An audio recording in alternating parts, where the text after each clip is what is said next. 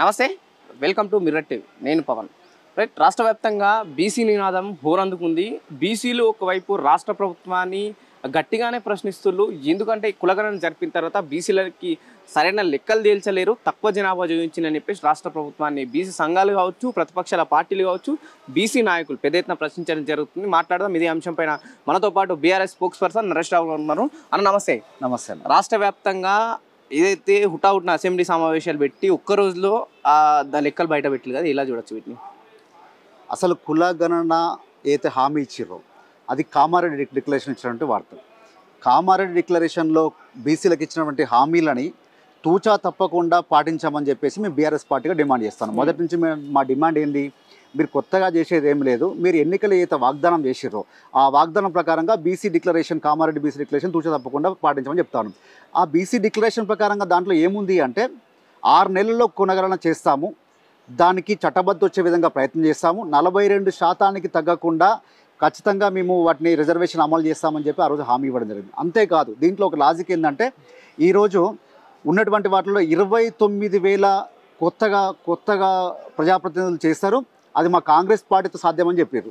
కానీ ఈరోజు ముఖ్యమంత్రి గారు ఏం మాట్లాడుతూ ఉన్నారు, ఏదో తూతూ మంత్రంగా అసెంబ్లీలో తీర్మానం చేసి ఈరోజు దాన్ని కూడా కేంద్రానికి ఏమని పంపించారా అంటే ఇంప్లిమెంట్ చేయమని చెప్పలే. అక్కడ ఎంతసేపటికి దీన్ని మేము బేస్ చేసుకొని మీరు దేశవ్యాప్తంగా కులగణన చేయాల్సింది చెప్పి తప్ప ఈ 42% రిజర్వేషన్లకు ఏం చేయాలి, కేంద్రం ఏం చేయాలనే విధంగా కూడా పంపినటువంటి, అంటే కేవలం వాళ్ళకు రాజకీయంగా అవసరాలు తీర్చుకోవడం కోసం దీన్ని వాడుకోరు తప్ప నిజంగా బీసీల పట్ల చిత్తశుద్ధి లేదని ఆ మాటతో స్పష్టంగా అర్థమైపోయింది. ఏదైతే మీరు అన్నట్టు కేవలం రాజకీయాల కోసం అని చెప్పేసి ప్రతిపక్ష పార్టీగా మీరు విమర్శిస్తున్నారు. కానీ ప్రభుత్వంలో ఉన్నవారు ఏదైతే మంత్రి గారు పొన్నం ప్రభాకర్ గారు కూడా అంటున్నారు, ఇది రాజకీయాల వైపు రాజకీయాలు చేయకుండా వీటిపైన దేశంలో ఎక్కలేని విధంగా కులగణన జరిపి మేము లెక్కలు బయట పెట్టినాం, దీన్ని మీరు సపోర్ట్ చేసే ప్రయత్నం చేసి ఇంకా బాగుంటుంది అంటున్నాను.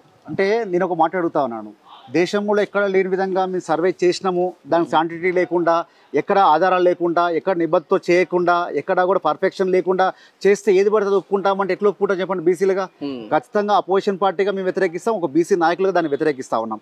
ఎందుకు చేస్తూ ఉన్నామంటే ఏదైతే కులగణన జనగణన ఆధారంగా చేసుకున్నారో 2011 జనగణన ఆధారంగా చేసుకున్నట్లయితే, అది కాకుండా 2014లో సమగ్ర కుటుంబ సర్వే ఆధారంగా చేసుకున్నప్పటికీ కూడా బీసీల జనాభా 51 నుంచి 52% ఉండే అవకాశం ఉంది.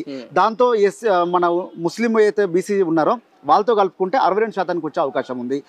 ఆ రకంగా చేయకుండా ఎంతసేపటికి ఉన్నటువంటి ఓసీలను మరి ఏ రకంగా పెరిగిరు, దాంట్లో మరి ఏ రకంగా అంటే సర్వే చేసే విధానంలో వాటికి కొన్ని చూపించాల్సిన అవసరం ఉంది. అది గ్రామాల పరంగా చూపిస్తారా, లేకపోతే మున్సిపాలిటీ పరంగా చూపిస్తారా, లేదా దాంట్లో ఎంతమంది మిస్ అయ్యారు, ఆ 3% వాళ్ళకి అవకాశాలు ఇస్తారా, దాంట్లో ఎంతమంది బీసీలు ఉన్నారు, ఎంతమంది ఉండొచ్చు, ఆ 3% మరి బీసీలు తగ్గించే అవకాశం ఉందా, ఓసీలు ఎందుకు పెరిగినప్పుడు జనాభా అంటే అన్ని వర్గాలు పెరిగే అవకాశాలు ఉంటాయి కదా, ఓసీ మాత్రమే పెరిగి బీసీలు తగ్గడాన్ని ఇక్కడ మేము అనుమానిస్తా ఉన్నాం.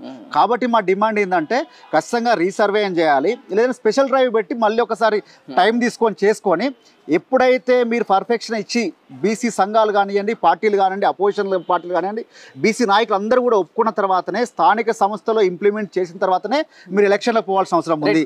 ఏదైతే రేపమప్పు స్థానిక సంస్థల ఎలక్షన్ డేట్ కూడా రాబోతుంది, నిజంగానే ఈ లెక్కలతో మేము డీల్ చేసినామని స్థానిక సంస్థల ఎలక్షన్కి వెళ్తే ఇటు ప్రతిపక్ష పార్టీకి కావచ్చు, ఒక బీసీ నాయకుడుగా ఏ విధంగా ప్రజల్లోకి ప్రభుత్వ వైఫల్యాన్ని తీసుకెళ్ళబోతున్నారు? మేము ముందే చెప్తా ఉన్నాం, పార్టీ పరంగా ఇవ్వడానికి, పార్టీ పరంగా 42% ఇవ్వడానికి ఈ కులగణన అవసరం లేదు, చట్టం చేయాల్సిన అవసరం లేదు, తీర్మానాలు అవసరం లేదు.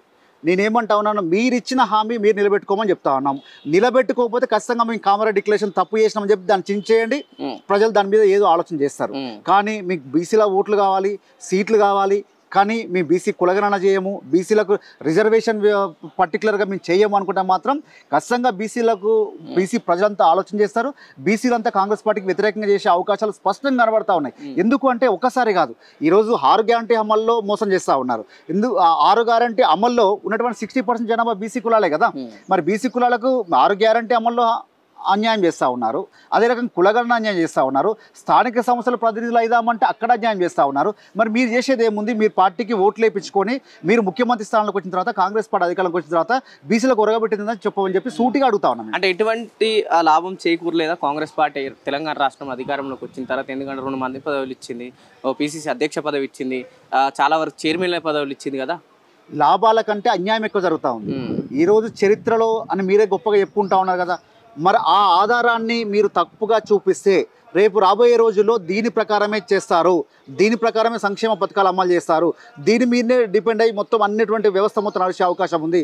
మరి స్టార్టింగ్లోనే మాకు అన్యాయం జరిగితే మేము ఇప్పుడు అడ్డుకోలేకపోతే ఖచ్చితంగా బీసీ ద్రోహులం అవుతాం. కాబట్టి ఈరోజు బీసీ ప్రజానికం మొత్తం, బీసీ నాయకత్వం మొత్తం ఏ పార్టీలకు సంబంధం లేకుండా అందరూ ఈరోజు ముందుకు వస్తూ ఉన్నారు. ఒక ఎగ్జాంపుల్ ఏం చెప్తా ఉన్నా అంటే, ఈరోజు మీరు గొప్పగా చేస్తా అని చెప్తా ఉన్నారు కదా, మీ పార్టీ నాయకులు కూడా దాన్ని విమర్శించారు కదా, కొంతమంది కాలబెట్టిరు కదా. అంతేందుకు బీసీ సంఘాలు, ఈ రాష్ట్రంలో ఉన్నటువంటి ప్రముఖంగా ఉన్నటువంటి బీసీ సంఘాలు అందరూ కూడా ఏ ఒక్కరైనా మీరు స్వాగతించిరా? కాబట్టి దీని మీద ఆలోచన చేయాల్సిన అవసరం ఉంది. ఇది పర్టికులర్గా దీని మీద స్పష్టత వచ్చిన తర్వాత మాత్రమే స్థానిక సంస్థ ఎలక్షన్లు పెట్టాలని చెప్పి కోరుతా ఉన్నాం. రైట్, మీరు ఏమంటున్నంటే ప్రధానంగా ఉన్న బీసీ సంఘాలు ఏ ఒక్క సంఘం స్వాగతించలేదని మీరంటున్నారు, కానీ ప్రభుత్వం ఏమంటుందంటే ఈ సంఘాల వెనుకుంది మాత్రం ప్రతిపక్ష పార్టీ అని చెప్పిస్తారు వాళ్ళు. ఒక్కటండి, ఇప్పుడు రాజకీయంగా మాట్లాడే చాలా రాజకీయాలు మాట్లాడవచ్చు. అంటే బీసీల కోసం మాట్లాడే ప్రతి సంఘము వెనకాల బీఆర్ఎస్ పార్టీ ఉంటే ఉందని మీరు భావిస్తా ఉన్నారా? మరి అదే విషయం తేటతలం చేయాల్సిన అవసరం ఉంది కదా. అంటే కేవలం బీఆర్ఎస్ పార్టీ వెనకాల ఉండే నడిపిస్తున్నట్లయితే మరి మీ కామన్ డిక్లరేషన్ మీ బీసీలు ఏ రకంగా మీరు ఓట్లు వేసారు, మీరు ఏ రకంగా గెలవబోయారు? అంటే మీకు వేసింది బీసీల ఓట్లు కాదని చెప్పి మీరు చెప్పదలుచుకున్నారా? బీసీలు మీకు ఎవరైతే నమ్మకంగా మీకు అండగా ఉన్నటువంటి బీసీలని మీరు అవమానపరుస్తా ఉన్నారా, కించపరుస్తా ఉన్నారా? ఇన్ని బీసీ సంఘాలు వ్యతిరేకించినప్పుడు ప్రభుత్వం ఒక నిర్ణయానికి ఎందుకు రాలేకపోతుందంటే ఏమంటారు? ఖచ్చితంగా వాళ్ళకు చిత్తశుద్ధి లేదు. కాంగ్రెస్ పార్టీకి ఎంతసేపటికి నాన్చు ధోరణే. మీరు గతంలో ఎప్పటి నుంచి చూడండి, స్వాతంత్రానంతరం ఎప్పటి నుంచి చూసినా కూడా కమిషన్లు వేయడము, లేదా కమిటీలు వేయడము, నాన్సివేత దూరం చేపించడము, ఇది తప్ప నిజానికి ఖచ్చితంగా వాళ్ళకి చేయాలని చిత్తశుద్ధి ఉన్నట్లయితే ఇది సరైన మోక. మీరు ఇచ్చిన హామీ ప్రకారంగా స్థానిక సంస్థ ఎలక్షన్లు ఒక నెల పోస్ట్ పోన్ చేయండి, ఒక 2-3 రోజులు స్పెషల్ డ్రైవ్ పెట్టండి, స్పెషల్ డ్రైవ్ పెట్టి మళ్ళీ ఒకసారి రిలీజ్ చేయండి. తర్వాత శాసనసభలు దాన్ని చట్టం చేయండి. శాసనసభలో చేసిన తర్వాత మీరు పార్లమెంట్కి పంపించి దాని మీద పోరాటాలు చేయాలి తప్ప ఏదో పంపించేసి పార్లమెంట్లో మాకు సంబంధం లేని చెప్పి మా బాలు పార్లమెంట్లో ఉందని చెప్పేసి బీసీలంతా మాకు అండగా ఉండాలంటే మాత్రం అండగా ఉండే పరిస్థితి లేదు ఈరోజు. అంటే అందరికీ అర్థమైపోయింది. ఈరోజు కేవలం తూతు మంత్రంగానే కులగనం జరిపిందంటారా? 100% తూతు మంత్రం అండి. ఎందుకు అంటే ఏ ఒక్క నాయకుడు ఒప్పుకోకుండా, మీ పార్టీ నాయకులు ఒప్పుకోకుండా, బీసీ సంఘాలు ఒప్పుకోకుండా ఎవరికి న్యాయం చేసినట్టు, మీరు ఎవరిని ఒప్పించినట్టు, ఎవరికి మంజరని చెప్పిన ఏ నాయకుడు మాట్లాడుతూ ఉన్నాడు? అందరూ కూడా స్పష్టంగా ఒకే ఒక వాక్యంతో చెప్తున్నారు, బీసీ కులగణన అనేది తప్పుడు లెక్కలు, దీన్ని రీసర్వే చేయాలి, లేదంటే స్పెషల్ డ్రైవ్ పెట్టి మళ్ళీ చేయాల్సిన అవసరం ఉందని చెప్పి అందరూ కోరుకుంటా ఉన్నారు. రైట్, ఇది అయితే ప్రస్తుతం కాంగ్రెస్ పార్టీ అధికారంలోకి వచ్చిన తర్వాత కులగణన జరిపింది. కులగణన లెక్కలు కేవలం తప్పు లెక్కలే, ఇది బీసీలను ముంచేతందుకే అని చెప్పేసి ఇటు బీసీ నాయకులతో పాటు ఆ బీఆర్ఎస్ కూడా గట్టిగానే విమర్శిస్తుంది. ఖచ్చితంగా దీన్ని రీసర్వే చేయాల్సిన అవసరం ఉందని చెప్పేసి చెప్పడం జరుగుతుంది. కెమెరామెన్ కిరణ్తో పవన్, మిర్రర్ టీవీ, హైదరాబాద్.